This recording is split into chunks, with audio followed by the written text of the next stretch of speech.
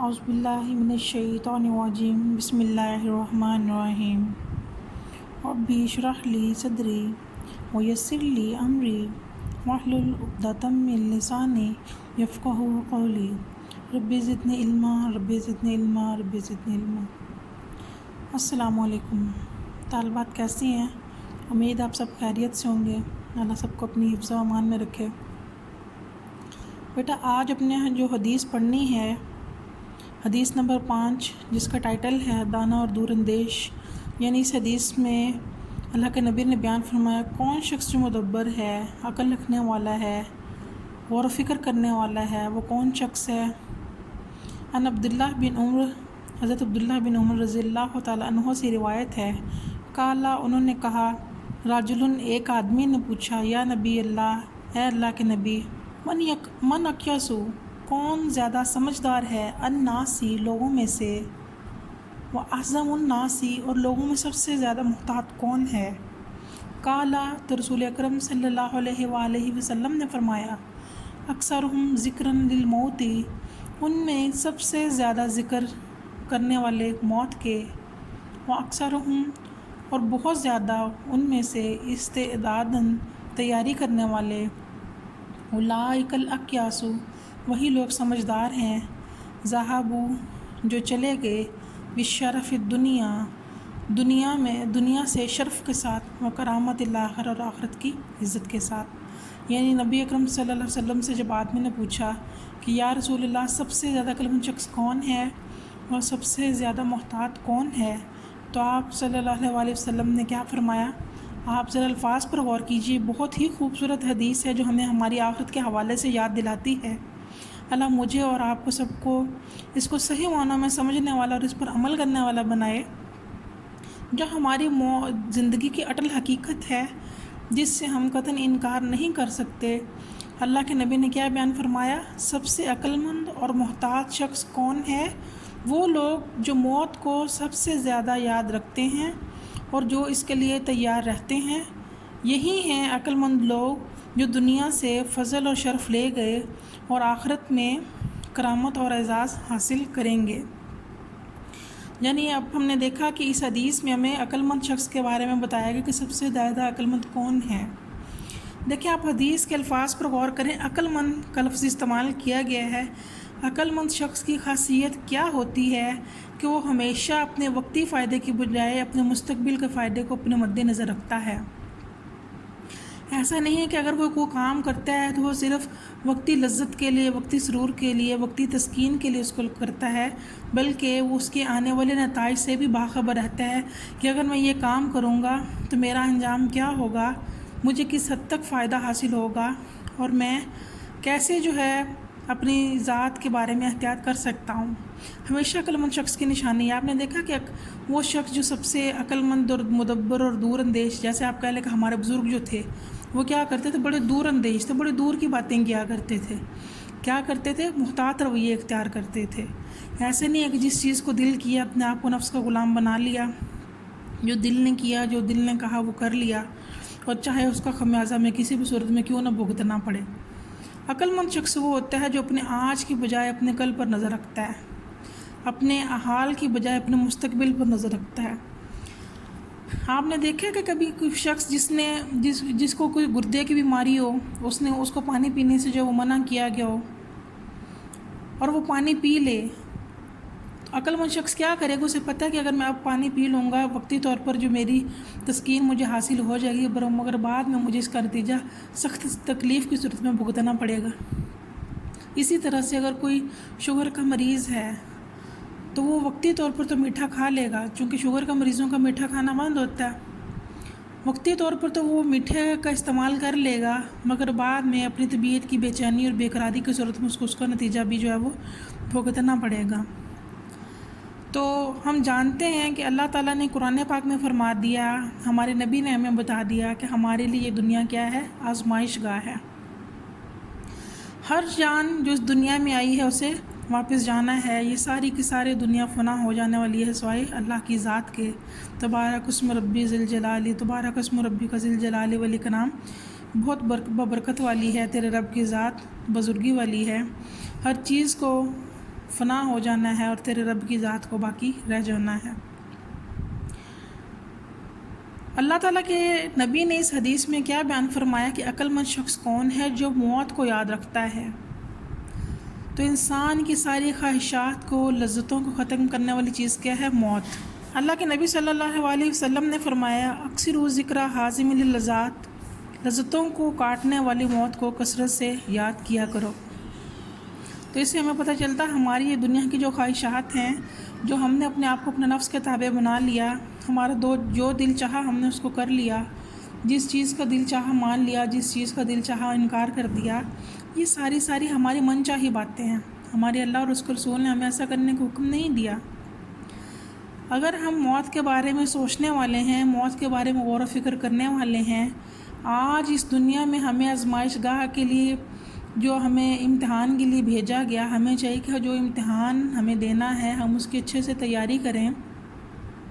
تیاری کرنے کے لیے کیا کہ اللہ اور اس کے رسول نے جو احکامات دے دیے ان پر عمل کریں، اور جن سے ہمیں منع فرما دیا اس سے ہم بچنے کی کوشش کریں۔ اسی میں ہماری نجات ہے، اسی میں ہماری آخرت کی کامیابی ہے۔ اللہ تعالیٰ نے قرآن پاک میں فرما دیا کل نفس ذائقۃ الموت، ہر جان کو موت کا ذائقہ چکھنا ہے۔ پھر اللہ تعالیٰ نے قرآن پاک میں فرما دیا کہ یہ دنیا جس میں تم عیش و عشرت کی زندگی گزارنا چاہتے ہو، تم اپنی من چاہی خواہشات کو پورا کرنا چاہتے ہو، تم اس دنیا کو ایک پھولوں کی سیل سمجھ کے بیٹھے ہو، وما الحیات الدنیا الا متاع الغرور، یہ دنیا کچھ بھی نہیں ہے مگر دھوکے کا سامان۔ آپ یہ دیکھیں، یہ دنیا جس کو ہم نے اپنا ابدی ٹھکانہ سمجھ رکھا، اللہ تبارک و تعالیٰ نے قرآن پاک میں فرما دیا کہ یہ دنیا کچھ بھی نہیں ہے سوائے دھوکے کا سامان۔ دھوکہ کیا ہے؟ یہ دنیا سراب ہے، مایا ہے، یعنی بے وقت ہے، بے حیثیت ہے، کچھ بھی نہیں ہے۔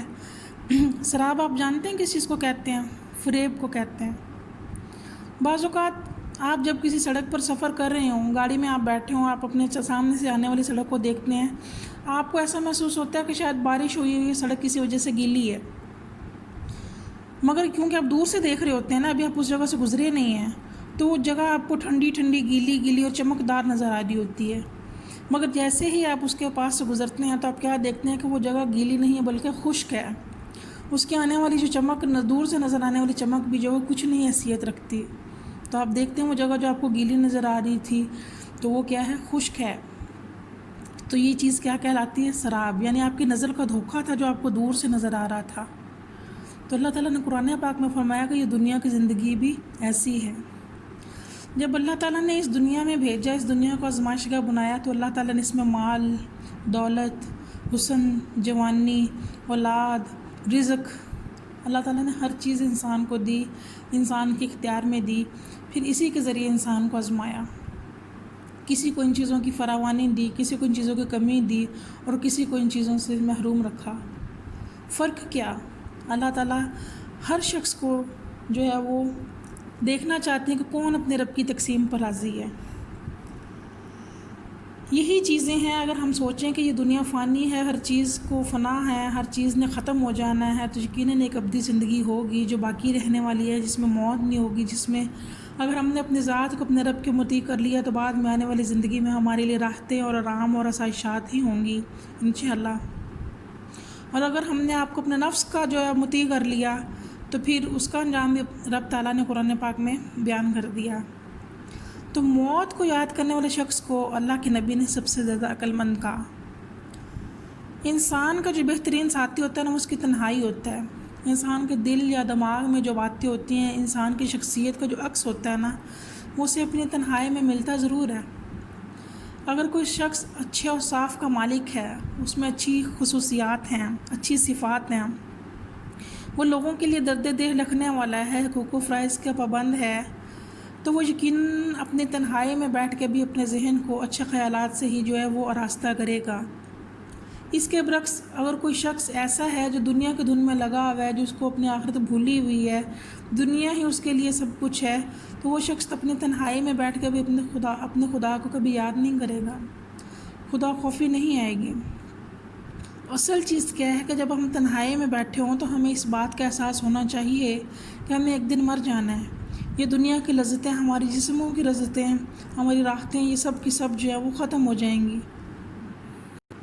پھر تنہائی میں موت کو یاد کرنے کا فائدہ کیا ہے کہ انسان کے دل میں خدا کا خوف پیدا ہوتا ہے۔ انسان اپنے آپ کو بے لگام نہیں چھوڑتا، اسے پتہ چلتا ہے کہ اسے پیدا جس ذات نے کیا ہے وہی ذات جو ہے وہ اس کا حساب کتاب کرنے والی ہے۔ دنیا کی زندگی ایک آزمائش ہے۔ اللہ تعالیٰ نے قرآن پاک میں سورہ ملک میں فرمایا، الذی خلق الموت والحیات لیبلوکم ایکم احسن عملا۔ وہ اللہ ہی کی ذات ہے جس نے پیدا کیا موت کو اور زندگی کو۔ وجہ کیا؟ کس لیے؟ لیبلوکم، تاکہ وہ اللہ تبارک و تعالیٰ تمہیں آزمائے کہ تم میں سے کون اچھے عمل کرتا ہے، کون اچھے عمل کرتا ہے۔ اللہ تعالیٰ نے قرآن پاک میں فرما دیا کہ اللہ تعالیٰ نے تمہارے لیے زندگی اور موت کو بنایا تاکہ اللہ تعالیٰ تم کو جان سکے، پرکھ سکے۔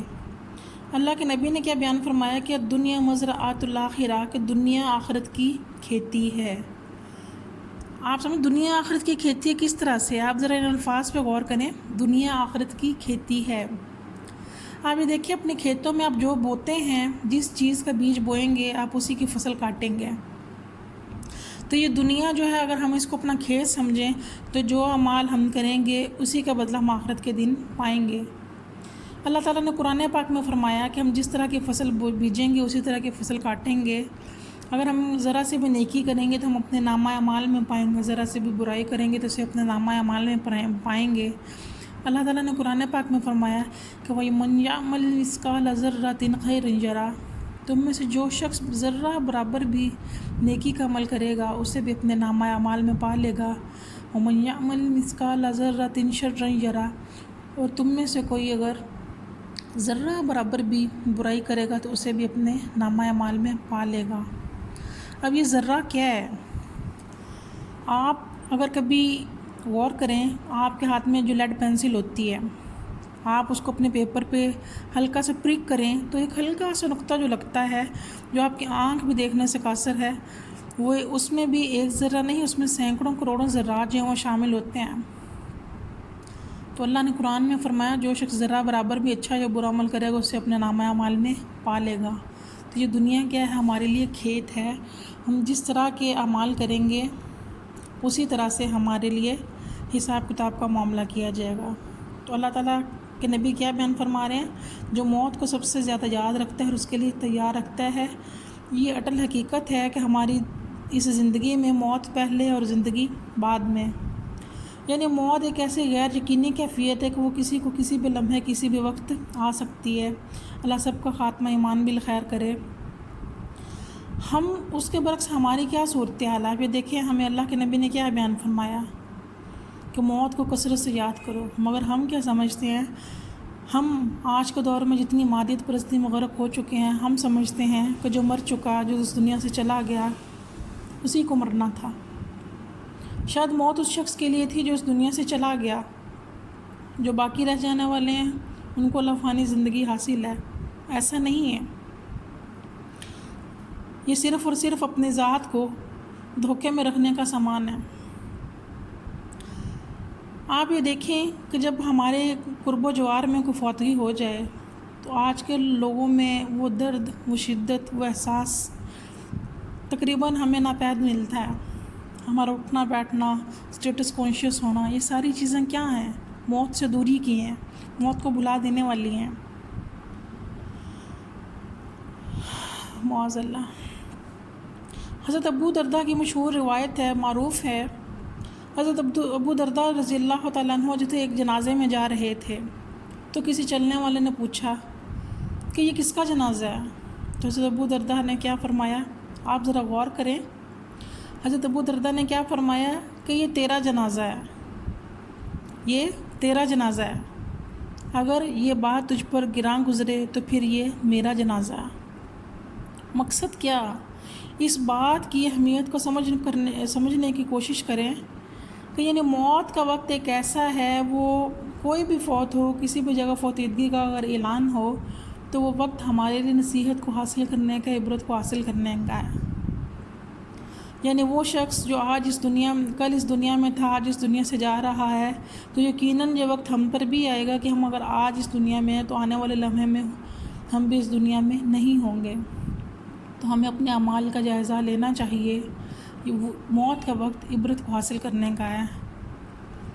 مگر آج کل کے دور میں اگر دیکھا جائے تو ہم کیا کرتے ہیں، جب ہم کو کسی جگہ پر تعزیت کے لیے جانا پڑے تو ہم کیا کرتے ہیں، اپنی بھولی بسری یادیں، ہمیں گزشتہ باتیں ساری اس وقت میں یاد آتی ہیں کہ ہمیں قسمت یا نصیب سے تو ملنا ہوتا ہے، نہ جانے ہم پھر کب ملیں گے۔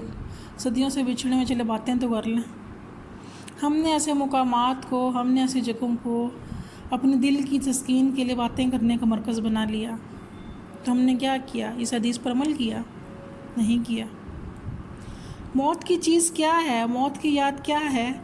موت کی یاد جب کوئی شخص موت پر یقین کر لیتا ہے نا، تو وہ نہ ڈر ہو جاتا ہے، بہادر ہو جاتا ہے۔ کس سے؟ اس دنیا کی بے رغبتی سے۔ اس دنیا سے بے رغبت ہو جاتا ہے، موت سے بے خوف ہو جاتا ہے، اللہ سے لو لگا لیتا ہے، اللہ سے اپنی یاد کو مضبوط کرتا ہے، اللہ سے اپنے تعلق کو مضبوط کرتا ہے۔